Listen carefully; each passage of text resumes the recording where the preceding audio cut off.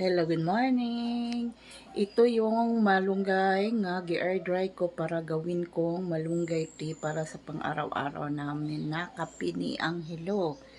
So ngayong umaga, nakakuha na ako ng yung nangahulog na ano niya leaves dito oh. Kasi may nilagay ako na parang pag mahulog siya, dito siya mapunta. So, kaninang umaga, ano tawag doon sa Tagalog, yung gisangag ko na dahon niya. At ito na yung kalalabasan. Para siyang barley. Ayan. Ayan, oh.